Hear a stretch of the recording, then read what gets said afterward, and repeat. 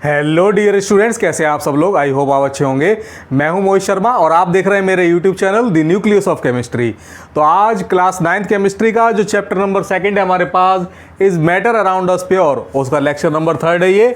और आज इसके अंदर हम लोग डिस्कस करने वाले हैं सॉल्यूशंस के बारे में। आज मैं आपको बताऊंगा, डिटेल्ड एनालिसिस करेंगे हम लोग कि सॉल्यूशन क्या होते हैं, सॉल्यूशन की डिफरेंट कैरेक्टरिस्टिक्स क्या होती हैं, सॉल्यूशन के डिफरेंट टाइप्स क्या होते हैं, और फाइनली हम लोग डिस्कस करेंगे कि सॉल्यूशन की जो प्रॉपर्टीज़ हैं वो क्या होती हैं। इन सारी चीज़ों के बारे में हम लोग आज डिस्कस करने वाले हैं। तो बिना किसी देरी के स्टार्ट करते हैं अपना लेक्चर और जानने और समझने की कोशिश करते हैं कि what do we understand by the term solution, कि सॉल्यूशन का मतलब क्या होता है। तो देखिए, इससे पहले वाले वीडियोस के अंदर मैंने आपको बताया था कि मैटर का क्लासिफिकेशन किया गया है। एक है फिजिकल क्लासिफिकेशन, एक है केमिकल क्लासिफिकेशन। केमिकल क्लासिफिकेशन में मैंने आपको बताया था कि जो हमारे पास मिक्सचर्स होते हैं वो या तो होमोजीनियस होते हैं या फिर हेट्रोजीनियस मिक्सचर। होमोजीनियस मिक्सचर मैंने आपको बताया था कि होमोजीनियस मिक्सचर का मतलब क्या होता है, दोज सॉल्यूशंस या फिर those mixtures in which 2 or more components are combined uniformly, वो क्या कहलाते हैं हमारे पास होमोजीनियस मिक्सचर। और होमोजीनियस मिक्सचर को ही हम लोग सॉल्यूशन के नाम से जानते हैं। तो अगर आपसे पूछा जाए what do we understand by the term solution, कि सॉल्यूशन क्या होते हैं, तो आप क्या जवाब देंगे। A solution is a homogeneous mixture of 2 or more substances, 2 या 2 से ज़्यादा सब्सटेंसेस का जो होमोजीनियस मिक्सचर होता है।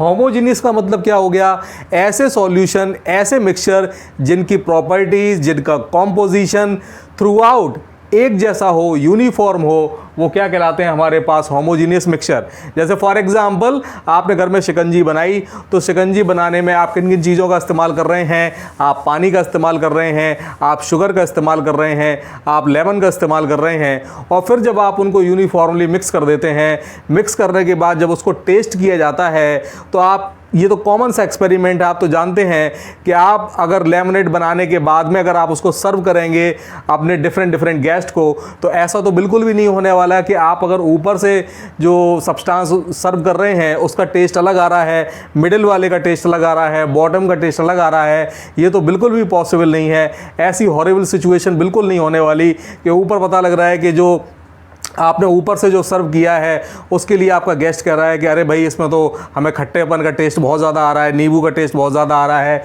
बीच में आपने सर्व किया तो पता लगा कि उसमें कोई टेस्ट ही नहीं आ रहा। और फिर बॉटम वाले को सर्व किया तो बॉटम वाला जो जिस सर्व किया है आपने, जिस पर्सन को, वो कह रहा है कि अरे भाई, इसमें तो मिठास लग रही, नींबू का तो टेस्ट आ ही नहीं रहा। ऐसा आपको पता है बिल्कुल नहीं होता। उसकी वजह क्या है कि जो भी कॉम्पोनेंट हैं सॉल्यूशन के अंदर, वो सारे के सारे यूनिफॉर्मली मिक्स हो जाते हैं। और इस यूनिफॉर्मली मिक्स हो जाने को हम लोग क्या बोलते हैं, होमोजीनियस मिक्सचर बोला करते हैं। ओके, तो आई थिंक क्लियर हुआ होगा आपको। तो सॉल्यूशन का मतलब क्या हो गया, solution is a homogeneous mixture of 2 or more substances, उनको हम लोग क्या बोलते हैं, सॉल्यूशन बोलते हैं। अब इसके बहुत सारे एग्जाम्पल हैं। जैसे एक एग्जाम्पल मैंने आपको बताया था, लेमनेड होता है, sugar in water, salt in water, ORS का हम लोग सॉल्यूशन बनाते हैं पानी के अंदर।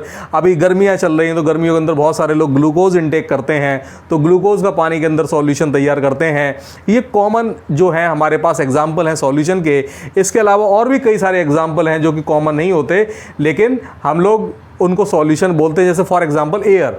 अब एयर जो है, कई सारी अलग अलग गैसेस का यूनिफॉर्म कॉम्पोजिशन है, उसमें अलग अलग गैसेस डिफरेंट परसेंटेज में प्रेजेंट होती हैं, लेकिन वो कॉम्पोजिशन क्योंकि यूनिफॉर्म होता है, इसलिए एयर को भी हम लोग होमोजीनियस मिक्सचर की तरीके से कंसीडर करते हैं। ओके, तो अब आती है नेक्स्ट, हमारे पास एग्जांपल आता है, नेक्स्ट हमारे पास टॉपिक आता है component of solution.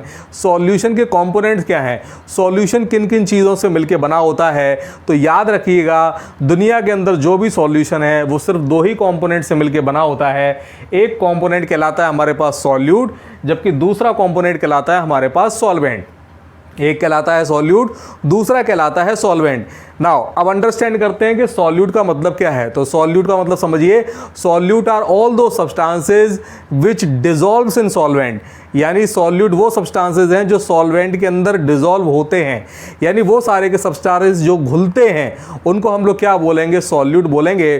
Solute generally क्या होता है, सॉल्यूशन के अंदर कम क्वांटिटी में प्रेजेंट होते हैं, इसलिए सॉल्यूट को हम लोग दूसरे तरीके से भी डिफाइन कर सकते हैं, all those component, all those substances which present in smaller quantity, जो कम क्वांटिटी में प्रेजेंट होते हैं उनको क्या बोलते हैं हम लोग, सॉल्यूट बोला करते हैं। सॉल्वेंट क्या होता है? Solvent are all those substances in which the process of dissolution takes place. वो सब्सटेंसेस जिनके अंदर घुलने की प्रक्रिया होती है वो क्या कहलाते हैं आपके पास? सॉल्वेंट कहलाते हैं। यानी जिसके अंदर जो चीज़ आप डिसॉल्व करते हो तो वो डिसॉल्व आप जिस सब्सटेंस के अंदर कर रहे हो वो सब्सटेंस क्या कहलाएगा? आपका सॉल्वेंट कहलाएगा। सॉल्वेंट जनरली क्योंकि लार्जर क्वांटिटी के अंदर प्रेजेंट होता है तो सॉल्वेंट को हम लोग दूसरे तरीके से कैसे डिफाइन करते हैं? दो substances which present in larger quantity in solution, जो सॉल्यूशन में ज़्यादा क्वांटिटी में प्रेजेंट होते हैं वो क्या कहलाते हैं? आपके पास सॉल्वेंट कहलाते हैं। जैसे फॉर एग्जांपल आपने चीनी को पानी के अंदर मिक्स किया तो आप जानते हैं चीनी की क्वांटिटी कम रखी जाती है, पानी की क्वांटिटी ज़्यादा रखी जाती है। तो जो कम क्वांटिटी में आपने लिया यानी शुगर जो आपने कम क्वांटिटी में ले रखी है वो आपका बन जाएगा सॉल्यूट, और पानी जिसको आपने ज़्यादा क्वांटिटी में ले रखा है वो क्या बन जाएगा? हमारे पास सॉल्वेंट। अब यहाँ पर दूसरी तरीके से भी समझिए, मैंने आपको बताया था सॉल्यूट क्या है? दो सब्सटेंसेस विच डिजॉल्व्स, जो घुलते हैं। अब आप एक बात बताइए, चीनी के अंदर जब आप पानी को ऐड करते हैं तो कौन डिजॉल्व होता है? पानी डिजॉल्व होता है चीनी के अंदर, ये कहेंगे हम लोग, या ये कहेंगे कि शुगर डिजॉल्व हो रही है पानी के अंदर? तो ऑब्वियस सी बात है, हम यही तो कहते हैं कि शुगर को पानी के अंदर डिजॉल्व किया गया है। हम ये कभी नहीं कहते कि पानी शुगर के अंदर डिजॉल्व हुई है। तो जो चीज़ डिजॉल्व की गई है वो क्या कहलाएगा? हमारा सॉल्यूट। और जिसके अंदर डिजोल्यूशन की प्रोसेस हो रही है, शुगर किसके अंदर डिजॉल्व कर रहे हैं? आप पानी के अंदर डिजॉल्व कर रहे हैं, तो जिसके अंदर डिजॉल्व कर रहे हैं वो क्या कहलाएगा? आपका सॉल्वेंट कहलाएगा। आई होप ये क्लियर हुआ होगा आपको। सॉल्यूट और सॉल्वेंट का जो कॉन्सेप्ट है वो आपको क्लियर हुआ होगा। एक बहुत ही इंपॉर्टेंट नोट मैंने यहां पर लिखा हुआ है, solvent determines the physical state of the solution. समझिए इसका मतलब क्या है। मान लीजिए आपके पास में सॉल्यूशन कई तरीके के होते हैं, सॉलिड सॉल्यूशन भी होते हैं, लिक्विड सॉल्यूशन भी होते हैं, गैसियस सॉल्यूशन भी होते हैं। अगर आपका कोई भी सॉल्यूशन सॉलिड कंडीशन में है, जैसे फॉर एग्जांपल एलॉयज़ क्या होते हैं इनके बारे में भी मैं आपको आगे चल के बताऊंगा। तो जैसे एलॉयज़ होते हैं हमारे पास, जैसे हम लोग स्टील का इस्तेमाल कर रहे हैं या फिर और भी कई सारे एलॉयज़ इस्तेमाल किए जाते हैं। तो ये जो एलॉयज़ होते हैं हमारे पास में, ये होमोजीनियस मिक्सचर होता है दो या दो से ज़्यादा मेटल या फिर नॉन मेटल्स का। अब ये जो है हमारे पास क्योंकि सॉलिड कंडीशन में है एलॉय जो सॉल्यूशन है, तो ऑब्वियस सी बात है इसमें अगर हम जो सॉल्वेंट चुनेंगे वो सॉल्वेंट क्या होगा हमारा? वो भी क्या होगा? सॉलिड ही होगा। यानी सॉल्वेंट किसी भी सॉल्यूशन की फिजिकल कंडीशन को डिफाइन करता है। अब चीनी को आपने पानी के अंदर डिसॉल्व किया, चीनी आपकी सॉलिड कंडीशन में, शुगर के क्रिस्टल्स आपको सॉलिड कंडीशन में मिलते हैं, पानी आपका लिक्विड कंडीशन में है।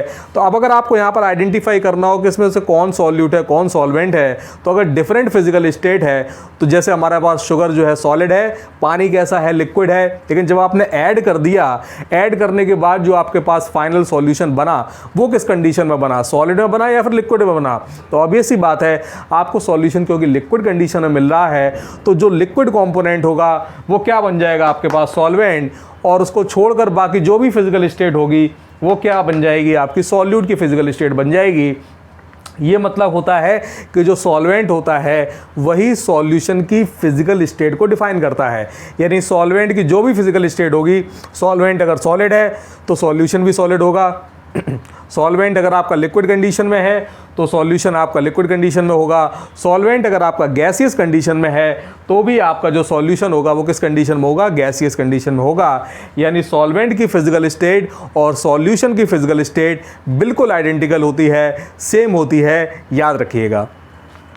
चलिए मूव करते हैं हम लोग टाइप्स ऑफ सॉल्यूशन की तरफ कि सॉल्यूशंस कितने टाइप्स के होते हैं। तो देखिए आपको बस याद रखना है 3 टाइप्स के सॉल्यूशन होते हैं। बहुत ज़्यादा डिटेल में मैं नहीं समझाऊंगा इसके बारे में क्योंकि ये 12th क्लास का टॉपिक है। तो यहाँ पर बस केवल आप इतना समझ लीजिए, टाइप्स ऑफ सॉल्यूशन में याद रखिएगा there are basically 3 types of solution. या तो आपके सॉलिड सॉल्यूशन होंगे या लिक्विड सॉल्यूशंस या फिर गैसियस सॉल्यूशन। सॉलिड सॉल्यूशन का मतलब क्या हुआ? ऐसे सॉल्यूशन जिसमें सॉल्यूट सॉलिड भी हो सकता है, लिक्विड भी हो सकता है, गैसेस भी हो सकते हैं, लेकिन सॉल्वेंट किस कंडीशन में होगा? सॉलिड कंडीशन में होगा। वो क्या कहलाएंगे? हमारे पास सॉलिड सॉल्यूशंस कहलाएंगे। सॉलिड सॉल्यूशन का सबसे अच्छा एग्जांपल है, याद रखिएगा, एलॉयज़। जो भी हमारे पास एलॉयज़ होते हैं उनको हम लोग किस कैटेगरी में रखते हैं? सॉलिड सॉल्यूशन की कैटेगरी में रखते हैं। अब इसके बाद आते हैं आपके पास लिक्विड सॉल्यूशन। तो लिक्विड सॉल्यूशन का मतलब हो गया वो सारे के सारे सॉल्यूशन जो लिक्विड फिजिकल कंडीशन में प्रेजेंट होते हैं वो क्या कहलाएंगे? आपके पास लिक्विड सॉल्यूशन कहलाएंगे। अगेन यहाँ पर सॉल्वेंट तो लिक्विड होगा, लेकिन सॉलिड आपका जो सॉल्यूट है आपका वो सॉलिड भी हो सकता है, लिक्विड भी हो सकता है, गैस भी हो सकता है। तो इस तरीके से ये जो 3 डिफरेंट क्लासिफिकेशन है, इनको फर्दर 3 कैटेगरीज में क्लासीफाई किया जाता है, लेकिन उतना डिटेल आपको पढ़ने की ज़रूरत नहीं है। आप सिर्फ इतना समझ लीजिए कि सॉलिड सॉल्यूशन, लिक्विड सॉल्यूशन और गैसियस सॉल्यूशन, ये 3 तरीके के फिजिकल स्टेट में प्रेजेंट होने वाले सॉल्यूशन होते हैं। बस ये याद रखिएगा, अगर सॉलिड सॉल्यूशन है तो हमारा सॉल्वेंट भी सॉलिड होगा, लिक्विड सॉल्यूशन है तो हमारा सॉल्वेंट लिक्विड कंडीशन में होगा, और गैसियस सॉल्यूशन है तो ऑब्वियस सी बात है जो हमारा सॉल्वेंट होगा वो गैसियस कंडीशन में होगा। इस बेस पर हम लोग देखते हैं कुछ इंपॉर्टेंट एग्जाम्पल, बहुत सारे इंपॉर्टेंट एग्जाम्पल देखते हैं। लिक्विड सॉल्यूशन में जैसे फॉर एग्जाम्पल आप जानते ही हैं, जो भी सॉल्यूशन आप तैयार कर रहे हैं, चाहे शुगर को पानी में डिसॉल्व कर रहे हैं या फिर एथेनॉल या एल्कोहल को पानी के अंदर डिसॉल्व किया जा रहा है, तो ये डिसॉल्व करने के बाद जो सॉल्यूशन मिल रहा है, क्योंकि लिक्विड कंडीशन में मिल रहा है, तो क्या कहलाएगा आपके पास, लिक्विड सॉल्यूशन कहलाएगा। गैसियस सॉल्यूशन का सबसे अच्छा एग्जांपल है आपका air. Air are basically the mixtures of gases, तो उनको हम लोग क्या बोलते हैं, गैसियस सॉल्यूशन बोला करते हैं। अब बात करते हैं हम लोग examples of some important solution. कुछ इंपॉर्टेंट सॉल्यूशन के एग्जाम्पल की बात करते हैं। सबसे पहला और मोस्ट इंपॉर्टेंट है आपके लिए टिंक्चर ऑफ आयोडीन। सबसे पहले समझ लिए टिंक्चर ऑफ आयोडीन का मतलब क्या होता है। अगर आयोडीन के क्रिस्टल्स को हम लोगों ने एथेनॉल या फिर अल्कोहल के अंदर डिसॉल्व कर दिया, उस सॉल्यूशन को हम लोग बोलते हैं टिंक्चर ऑफ आयोडीन। देखिए आप घर में बहुत सारे जो आप लोग कैंडिडेट्स हैं जानते होंगे बहुत अच्छी तरीके से, एक सॉल्यूशन होता है जो हम लोग वाउंड्स या कट्स लग जाते हैं उसमें इस्तेमाल करते हैं, जिसको हम लोग बीटाडिन लोशन के नाम से जानते हैं। मार्केट में बड़े आराम से मिलता है, बीटाडिन ट्यूब के रूप में भी मिलता है, बीटाडिन लोशन के रूप में भी मिलता है। तो उसका केमिकल कॉम्पोजिशन ज़रा चेक कीजिएगा, उसमें लिखा होगा पॉविडोन आयोडीन क्रीम या फिर पॉविडोन आयोडीन लोशन, इस तरीके से लिखा होता है। तो बेसिकली क्या काम किया, तो उसमें मेन जो कॉन्स्टिट्यूएंट है वो है हमारे पास आयोडीन, जिसको अल्कोहल के अंदर डिसॉल्व किया जाता है। अब ऐसा करने से क्या होता है, ये जो सब्सटेंस बनता है इसको हम लोग बोलते हैं टिंक्चर ऑफ आयोडीन, और इसका इस्तेमाल क्या होता है, जो भी हमारे पास इसके अंदर जो प्रॉपर्टीज़ होती है वो एंटी बैक्टीरियल या फिर एंटी जर्म्स वाली प्रॉपर्टी आ जाती है। यानी ये जो है बेसिकली आपके पास जो सॉल्यूशन है, अगर कट्स लग जाते हैं या फिर बाउंड्स हो जाते हैं तो वहाँ पर जर्म्स को किल करने के लिए हम लोग क्या करते हैं, इसका इस्तेमाल करते हैं। इसलिए इसको क्या बोला जाता है, टिंक्चर ऑफ आयोडीन। तो आगे अगर आपसे कोई पूछता है कि टिंक्चर ऑफ आयोडीन का मतलब क्या है, तो बड़े आराम से तपाक से आप जवाब दे सकते हैं कि टिंक्चर ऑफ आयोडीन का मतलब होता है कि अगर आप लोगों ने एथेनॉल या फिर एल्कोहल के अंदर हमने आयोडीन को मिक्स कर दिया तो फाइनल जो सॉल्यूशन आता है उस सॉल्यूशन को ही हम लोग क्या बोलते हैं, टिंक्चर ऑफ आयोडीन बोलते हैं। ओके, नेक्स्ट आता है हमारे पास एरेटेड ड्रिंक्स, यानी जो भी हम लोग कोल्ड ड्रिंक्स इस्तेमाल करते हैं, सॉफ्ट ड्रिंक्स इस्तेमाल करते हैं जिनके अंदर कार्बन डाइऑक्साइड गैस डिसॉल्व होती है लिक्विड के अंदर, वो क्या कहलाते हैं, हमारे पास एरेटेड ड्रिंक्स कहलाते हैं। तो एरेटेड ड्रिंक्स के अंदर क्या है, हमारे पास कार्बन डाइऑक्साइड गैस, जिसको किसके अंदर डिसॉल्व किया गया है, पानी के अंदर डिसॉल्व किया गया है। अब भले ही ये गैस क्या हो जाएगा हमारे पास, सॉल्यूट, जिसको मैंने क्या बोला, जिसको डिसॉल्व करते हैं वो क्या कहलाता है, सॉल्यूट। जिसमें डिसॉल्व किया जाता है वो क्या कहलाता है, हमारे पास सॉल्वेंट। तो अगर आपसे पूछता है कि एरेटेड ड्रिंक्स के अंदर सॉल्यूट कौन है, सॉल्वेंट कौन सा है, तो एक जो आपके पास कार्बन डाइऑक्साइड गैस है ये सॉल्यूट है, पानी क्या हो जाएगा हमारे पास, सॉल्वेंट। और इस तरीके से आपका जो सॉल्यूशन मिल रहा है वो भी किस कंडीशन में मिल रहा है, लिक्विड कंडीशन में, और पानी भी किस कंडीशन में होता है आपका, लिक्विड कंडीशन में। तो यहां से सॉल्वेंट की जो डेफिनेशन मैंने आपको बताई थी, जो नोट बताया था, वो कंफर्म हो जाता है कि आपका जो पानी है, क्योंकि वो भी लिक्विड कंडीशन में एग्जिस्ट करता है, और जो हमारे पास में सॉल्वेंट है क्योंकि वो लिक्विड कंडीशन में है, और जो सॉल्यूशन बना है वो भी लिक्विड कंडीशन में है। यानी इसका मतलब साफ साफ है कि जो गैसियस कंडीशन में सब्सटेंस है वो हमारा सॉल्यूट हो जाएगा, जबकि पानी क्या हो जाएगा हमारे पास, सॉल्वेंट। तो इस तरीके से जो एरेटेड ड्रिंक्स होते हैं वो क्या है हमारे पास, कार्बन डाइऑक्साइड गैस पानी के अंदर क्या की जाती है, डिसॉल्व की जाती है। ये एरेटेड ड्रिंक्स का एग्जाम्पल है। अब इसके बाद नेक्स्ट एग्जाम्पल आता है हमारे पास एयर। तो एयर क्या है, अगर आपसे कोई पूछता है, air is a homogeneous mixture of gas and gas type of solution, यानी बेसिकली गैस का गैस के अंदर ही मिक्सचर क्या कहलाता है हमारे पास, एयर। ये एक होमोजीनियस मिक्सचर है क्योंकि इसमें जो कॉम्पोजिशन होता है वो एक जैसा होता है, यूनिफॉर्म होता है, इसलिए हम लोग एयर को सॉल्यूशन की कैटेगरीज में रखते हैं। अब इसमें मेन कॉन्स्टिट्यूएंट क्या है, याद रखिए, ऑक्सीजन आपको पता है 21% प्रेजेंट होती है हमारे एटमॉस्फेयर के अंदर, नाइट्रोजन का जो परसेंटेज है वो 78% है। इसके अलावा और जो गैसेज है उनका जो परसेंटेज होता है काफ़ी कम होता है। मेन जो कॉन्स्टिट्यूएंट है हमारे पास एयर का, उसमें मेन जो कॉम्पोजिशन है, एक जो ऑक्सीजन है जो हमारी ब्रीदिंग के लिए ज़रूरी है, और एक हमारे पास कॉम्पोजिशन में सबसे मोस्ट इंपॉर्टेंट गैस आती है नाइट्रोजन, जिसका कॉम्पोजिशन मेजर कॉम्पोजिशन कितना है 78%, जबकि ऑक्सीजन कितना हमारे पास 21%। ओके, नाउ आज की लेक्चर का last topic properties of solution. Solution की प्रॉपर्टीज हम लोग समझते हैं। तो सबसे पहली प्रॉपर्टी ऑलरेडी बता दी कि जो सॉल्यूशन होता है वो कैसा मिक्सचर है हमारे पास, होमोजीनियस मिक्सचर है। यानी इस सॉल्यूशन की जो प्रॉपर्टीज होती हैं, जो कॉम्पोजिशन होता है वो कैसा होता है, यूनिफॉर्म होता है, एक जैसा होता है। ऐसे मिक्सचर को हम लोग क्या बोलते हैं, होमोजीनियस मिक्सचर बोला करते हैं।